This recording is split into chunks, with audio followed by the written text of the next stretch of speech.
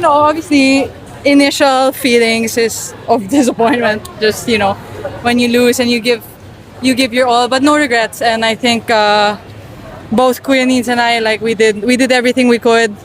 In the end, doubles is really, could be a game of chance, and I think our opponents played really well. So I'm happy with the effort we put in. Of course, feeling like we could have, we really could have won today, but in the end, so many takeaways, and I had so much fun playing mixed doubles. Yeah. Kagulat World, isang matinding bakbakan na yumanig sa tennis courts ng Thailand. Sa kabila ng pagbuhos ng pawis, dugo at unfiltered na emosyon, ang pambato nating si Alex Ayala kasama ang veteranong si Nino Alcantara ay opisyal nang nag-uwi ng bronze medal sa mixed doubles ng 2025 SEA Games. Ito ang balitang gumulat sa marami dahil akala ng lahat ay diretso na sa gold, ngunit ang conflict ay naging mas matindi nang harapin nila ang home favorites ng Thailand. Sa harap ng libo-libong Thai fans, ipinakita ng ating mga lodi na ang Pilipino ay hindi basta-basta sumusuko. Isang laban na natapos sa score na 7-5, 5-7, 7-10. Isang hairline difference na naghiwalay sa atin sa finals. Ngunit ang shock factor? Imbes na luha, mga ngiti at pag-snap ng photos kasama ang mga fans ang sumalubong matapos ang laban. Dito lumabas ang tunay na Pinoy pride. Pagamat bigong makaabante sa gold medal match sa doubles, ang global impact ni Alex Ayala ay mas lalong naramdaman. Ayon sa POC Media Pool, ang laban ay tila isang thriller movie. Nagwagi sa unang set, muntik na sa pangalawa, hanggang sa mauwi sa isang dikit na tiebreak. Ang conflict ng pagiging underdog sa teritoryo ng kalaban ay hindi naging hadlang para ipakita ang world-class tennis. Ngayon, may dalawang bronze medals na si Alex sa kaniyang bulsa, isang patunay na kahit anong kategorya, ang pangalang Ayala ay katumbas ng karangalan. Ang mga larawan nila, Nino at Alex, na all smiles matapos ang battle ay nag-viral dahil pinatunayan nila na ang sportsmanship ay kasing halaga ng medalya. Ngunit huwag kayong kukurap. Dahil ang pagkatalong ito sa doubles ay nagsisilbi lamang na fuel para sa mas malaking laban. Ang bronze na ito ay paunang tikim pa lamang. Ang buong bansa ay nakaantabay na sa susunod na kabanata. Ang pagbawi ni Alex sa kanyang main, ito ay hindi lamang simpleng talo. Ito ay isang heroic stand na nagpapatatag sa kanyang legacy bilang the girl from the Philippines na hindi kailanman sumusuko sa laban.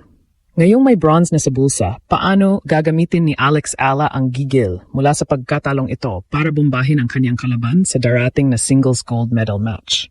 Ito na ba ang hudyat para sa isang mas matinding paghihiganti sa tennis court para iuwi ang pinaka-inaasam na ginto?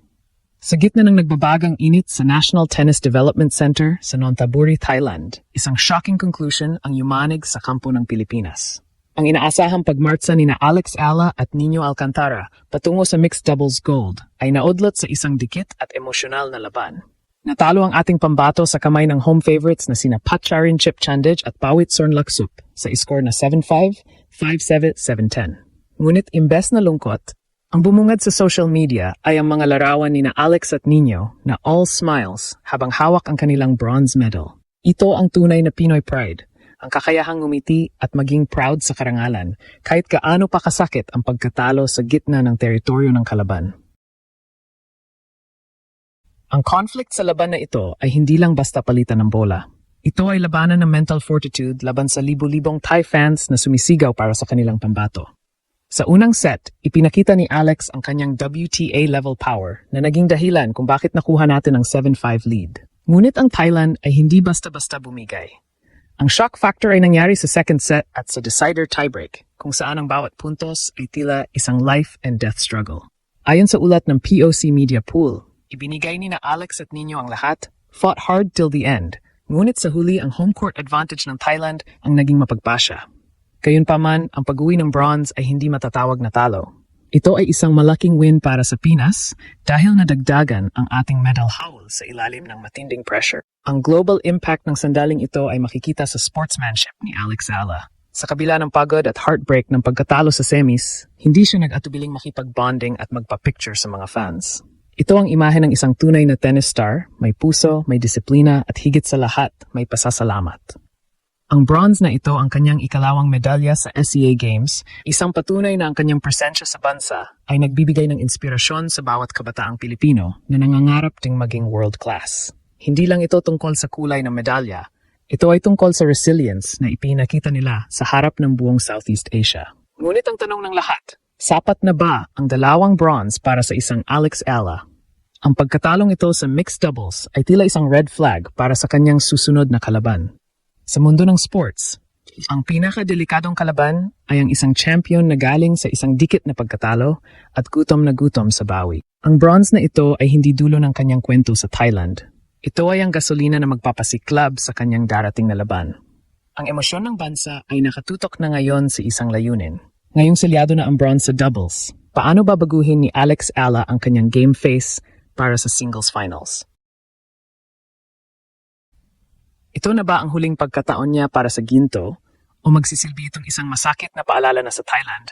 Kailangang maging higit pa sa perfect para manalo. Sa pagtatapos ng laban sa mixed doubles, hindi lang ang medalya ang naging usap-usapan, kundi ang unfiltered emotion ni Alex Ella na mabilis na nag-viral sa social media. Sa likod ng mga ngiti sa podium, may isang video clip na kumalat kung saan narinig ang isang malutong na Tagalog expression mula kay Alex. Isang ekspresyong hango sa matinding gigil at passion sa laro. Ito ang naging shock factor na gumulantang sa netizens. Ang isang world-class athlete na sanay sa mararangyang courts ng WTA ay nananatiling batang Pinay sa puso at pananalita. Ang conflict na ito sa pagitan ng kanyang global superstar image at ng kanyang raw Filipino roots ang lalong nagpalapit sa kanya sa masa. Hindi siya nagmamarunong, hindi siya nag-i-English lang. Siya ay isang proud na Filipina na marunong maglabas ng emosyon sa sariling wika. Ang Pinoy pride na nararamdaman ng sambayanan ay hindi lamang dahil sa bronze medal, kundi dahil sa pagiging authentic ni Alex. Sa kanyang pakikipag-usap sa host na si Pato Gregorio, ibinahagi niya ang mga untold stories ng kanyang paglalakbay. Mula sa mga childhood anecdotes hanggang sa hirap ng pag-tour sa buong mundo ng malayo sa pamilya. Ibinunyag ni Alex na sa kabila ng pagtira sa ibang bansa para sa training, sinisiguro niyang nananatili siyang updated sa mga balita at trends sa Pilipinas. Ang kanyang pagiging proud magtagalog ay hindi lang para sa show. Ito ay simbolo ng kanyang bond sa pamilya at sa bansa na nagbigay sa kanya ng lakas. Ang kanyang ama na si Mike Ella ay naging saksi sa disiplina at pusong ibinibigay ni Alex sa bawat palo. Patunay na ang Alex Ella brand ay binuo sa matibay na pundasyon ng pasasalamat at pagmamahal sa bayan. Dito pumapasok ang global impact ng kanyang pagkatalo sa mixed doubles. Pagamat bronze ang naiuwi, ang buong Thailand ay nakaramdam ng kaba. Nakita nila na ang isang Alex Ella ay hindi basta-basta matitibag ng home court advantage. Ang pagkakapwesto niya sa top rank ay hindi lang dahil sa galing, kundi dahil sa kanyang mentalidad na fighter. Ang shocking realization para sa kanyang mga susunod na kalaban ay ito. Kung ganito katindi ang laro ni Alex sa doubles, paano pa sa kanyang paboritong kategorya? Ang singles? Ang 2 bronze na hawak niya ngayon ay hindi tanda ng paghina, kundi mga badges of honor na nagpapataas ng antas ng kanyang pagka-atleta.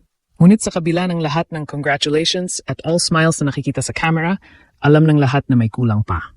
Ang gutom ni Alex para sa kasaysayan ay hindi pa napapawi. Ang bawat malutong na salita at bawat patak ng pawis sa doubles ay nag-iwan ng isang malaking katanungan sa isip ng bawat Pinoy. Ang bronze ay isang tagumpay, pero ang singles gold ang nakatadhana. Ang tensyon ay ramdam na mula sa Maynila hanggang Nontaburi.